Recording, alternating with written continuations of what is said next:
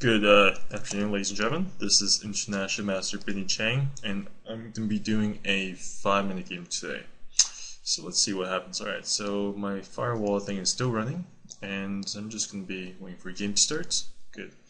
Okay, so I'm playing against this guy, and cool.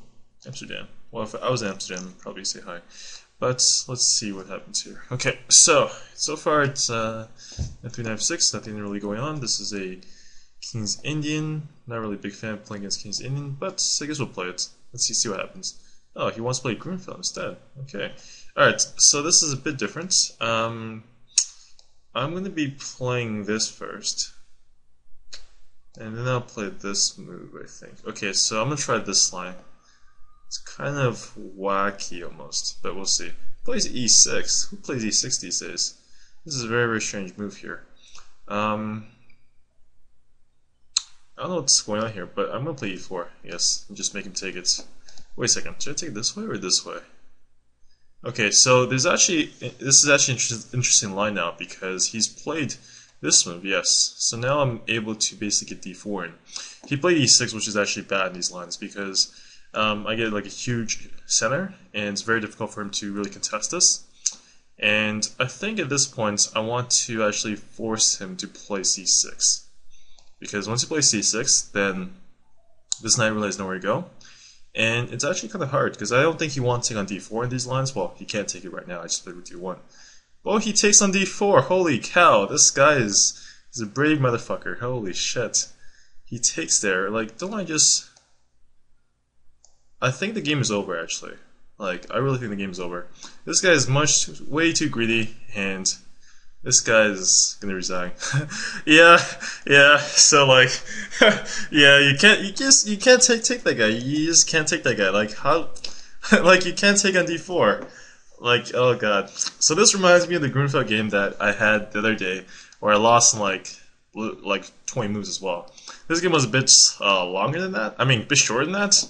And holy cow, like, that's kind of what happened. So yeah, don't take that guy, kids. Don't take d4. I've learned my mistake as well. I've done that myself as well. One of the first games I played against Goran Milosevic, he was like a Toronto FM. I was a Scandinavian, and I remember I took that guy. I took on d4 as well, and I I regret my decision. It was pretty bad. I lost just as badly, and like that kind of line there. Yeah, you just can't take d4 that bishop. The bishop's too strong, especially in a position like that, where like I actually have an early lead in development, and you know there's like a lot of problems in these lines. You just can't take it. I was very surprised he took that guy. Definitely not a move that I would definitely not a move that I would recommend. I think it's just way too greedy, and that pawn is never going to be worth it in these lines.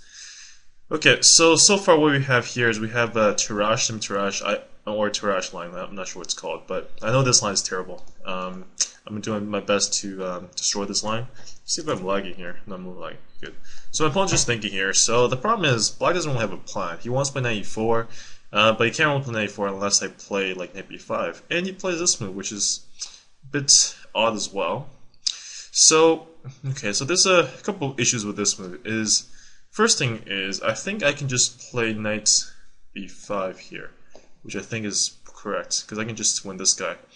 If he plays like this, I'm not quite sure what's going on, but I guess I'm going to take this pawn and make him take it. So I really don't like what he did here, because when he played d3, like this pawn is like the main reason why people play this line, is because this pawn d5 controls a lot of space on c4 and e4. If you give me this pawn away, it makes it very, very easy for me to kind of just go after you. And one of the big problems is that once you open up this diagonal, it becomes like a even bigger problem, especially once I have my bishops point towards your queen side. Because now if he takes on e5, I take it back.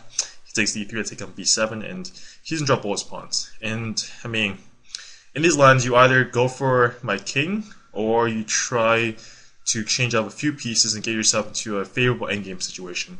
This is neither. This is just a very, very poor endgame situation, I would say. And I mean, there's a few things he can do here. First of all, not really, I guess. Like one of the big problems for him is that I don't really have to do anything. I can take it if I want to. I don't have to take it, and he's really Like he's really like just under my command here, or basically whatever I do, I can basically do, or that doesn't even make sense. Okay, so I'm gonna take this guy, or I don't think I should take this guy. I want to just play like f3 at some points. He does have some pressure on my pieces here, which is a slight problem, but really shouldn't be too much of an issue. It's should be okay, I think. Like, there's a few questions I have actually, because okay, I didn't really speak English very well at that sentence. Like, there's a few things I wonder is, if I take this guy, takes this guy, take this guy, he takes b7. That's kind of a problem, because I don't really want to lose that guy that early. And if I play rook e1 here, where can he move his bishop? He can't really move it anywhere, I think. So I believe this is the best line to play, because this kind of puts a question to his rook, and it forces him to play bishop f8 almost, because I don't think there's anywhere else he can move this bishop. Otherwise, I'm going to take on f6 next move, and that's going to be quite a problem. Yeah, he has played this move, and now I have the option of just taking this guy, or play bishop e2 first. I mean, this is a very difficult situation, I would say. And I think that's if I force him there, and I don't really want to force him to do that. That's the thing, because the position is quite strong here, and I don't think I really want to weaken that position too much. And there's a few issues I have right now, and one of them is that it's actually not so easy to play this position. Even though I'm up a pawn, this should be theoretically winning. This is one of the problems with this rush, is that, you know, if you get an endgame, you're just going to be worse most of the time anyway. But the problem here is that I don't really have a clear way of winning this game, because I can't really push this pawn down, and he kind of causes me some trouble, I guess. I guess he can take this, take this. I'm not quite sure if this is worth it though. Guess we'll see. Let's see here. Guess I'll play rook b1 and b5. I'll play b5 here. And then I'll play this move. I'm not quite sure if it's worth it. It might be, but I have a feeling that my pawn's actually stronger than his two pieces, especially my rook here. So I'm gonna play this move. I think I'll play this move first. Play this move first. This is interesting. Basically forcing what? Okay. I guess okay, so this point I'm just gonna guess I'm gonna win now. No, it's not really, yeah, nothing really happening there. I was a bit confused there. I thought he was gonna check me on d4 and go bishop a7, but yeah, that's kind of the problem here.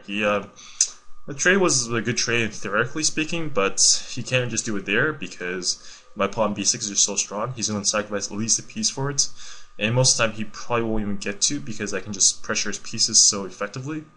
Yeah, that was a difficult situation for him to be in. I want him to clarify the position, because I don't really want to trade too many stuff off, because I was worried that this pawn b4, b5 wasn't going to be able to get pushed far enough. Maybe I should take on f6 and then go b5 anyway, but I want to get my piece into a better spot first before doing that. So today I'm 2-0. Thank you very much for watching.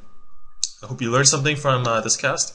Well, the first game definitely. You know, you just don't play e6, you don't take on d4. It's terrible. Thank you very much for watching, and I hope to see you guys soon. Bye bye.